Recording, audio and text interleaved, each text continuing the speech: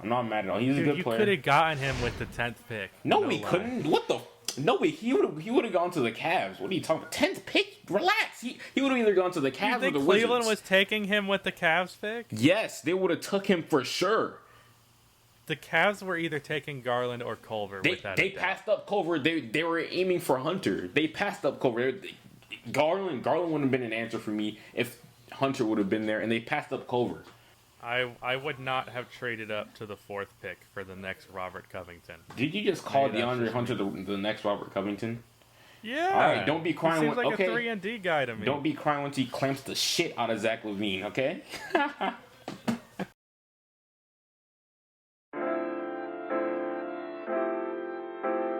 So, DeMarcus Cousins' career probably hasn't gone in the direction that he wanted. I mean, just think about it. DeMarcus went to the Warriors to accomplish two things. He wanted to win a championship, and he wanted to prove that he was a star-level player again. And he accomplished neither of those things. The Dubs lost to the Raptors in 6, and Boogie is making no more than $10 million this offseason. Any more than, like, 7 would be overpaying. So DeMarcus is in a unique situation where he is a former star with potential to go back to being a star, but he is coming off of his first injury since his Achilles tear, one that looked awful and made him even slower than he already was in the NBA Finals. And in the Finals, he was very hit or miss. Let's talk about Boogie's free agency, how good he is, what he's worth, and where he should sign.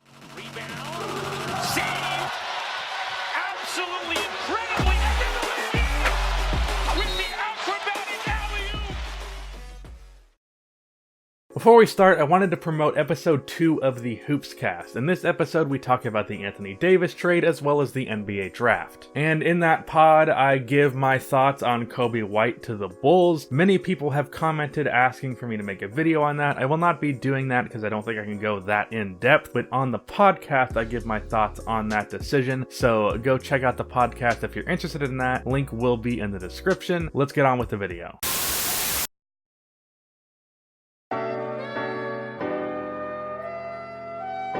Before we talk about Boogie's free agency, we first have to evaluate how good he is. Figure out what his value is, both in terms of money and what teams would get out of him. And with that evaluation, we can see what DeMarcus Cousins will be able to do in free agency. Boogie, to me right now, is a great 6-man scorer. He can get you 15 and 8 consistently, provide some post scoring, spacing, and good passing for a big man off of the bench. That is where I think Boogie would be most impactful. However, that might not be what DeMarcus wants, as that is very limiting towards his ability to show that he can be a star player again. So this is an interesting situation where DeMarcus at his most impactful isn't necessarily what will get him the most money in 2020. Speaking of that, I am almost certain that DeMarcus will sign a 1-year deal, either that or a 1+1 deal. He's trying to get money, trying to prove that he can be a star player again, and it's kind of pointless to do that if you end up just being stuck on the team without being able to get paid after this year. So which of these options is the best depends on what Cousins wants more: a 6-man role where he can be really valuable, or a starting role on a bad team that will feed him the ball that will potentially get him paid more. For me, the best route is the 6-man role, so that's how I'm going to be ranking these teams. There are a handful of teams that I think would be good for DeMarcus Cousins: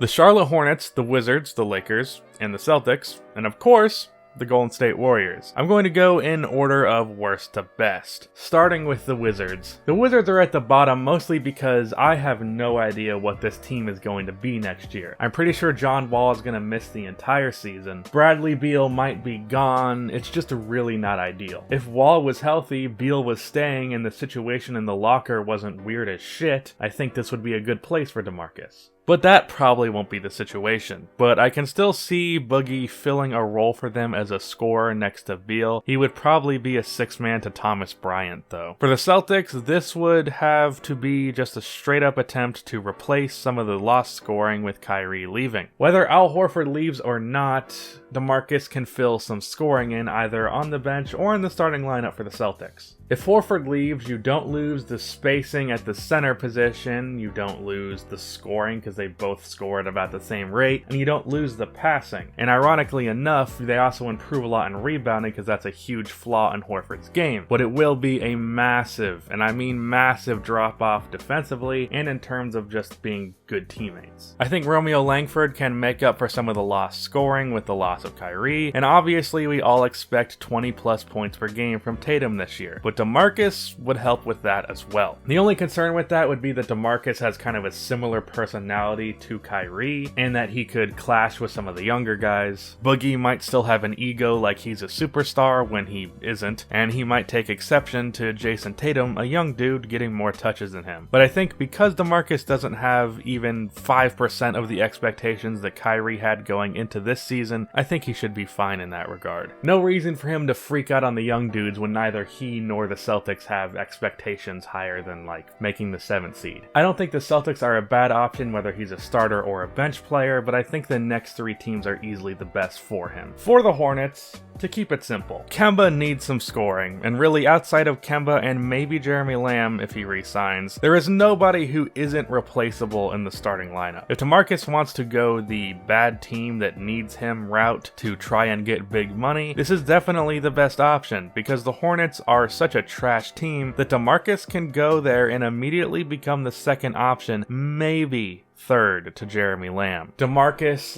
/ Kemba pick and roll / pops would be a very good play. And if Demarcus broke out to his former star self, I think the Hornets could be a top 5 team in the East, becoming the 5 seed with the Celtics now out. 25-12 Boogie next to Kemba is only below the Raptors if they re-sign Kawhi, the Sixers, the Bucks, and the Pacers. And in terms of showcasing himself as a star to get the bag, there's no better place than the Charlotte Hornets. Probably the most likely option is that Demarcus re-signs with the Warriors. I think there will be mutual interest between the two parties. Now, I know I said that Demarcus is best as a 6-man, but if Looney leaves, which probably will happen if they bring back KD and Klay, if that happens, Demarcus becomes a starter. The Warriors next season, with Klay out for most of the year and Durant either gone or out for the entire year, will be desperate for some scoring. In terms of guys that you can ask to go to get a bucket on this team, there's obviously Curry, and then maybe Quinn Cook for a little bit, and then 2 Sean Livingston mid-range jumpers. As I said earlier, Boogie could break out to his former self, and if that happened with the Warriors, that would be huge. And I think they immediately become a contender again, because prime DeMarcus Cousins, Stephen Curry, and Draymond Green, and then Klay Thompson when he gets back, assuming he's 100%, is enough to win a championship. And if not that, he can still be a solid 15 to 17 point scorer. If the best case scenario happens, I think Boogie can make the Warriors a better team than the Lakers. And speaking of the Lakers to me are the best landing spot for DeMarcus Cousins. The Lakers, I think, as well as many others, should fill out their bench with the money that they have instead of getting a 3rd star. As we discussed earlier, I think Boogie is best suited as a 6-man. If the Lakers have AD, LeBron, and some 3-and-D guys, there isn't a whole lot of scoring outside of the core too. Now, of course, AD and LeBron is a whole lot of scoring, but having a 4th guy behind Kuzma that can get you 15 and 8 would be very nice. DeMarcus also has a great relationship with Anthony Davis, and they have some good on-court chemistry. So those two could play off of each other, and LeBron and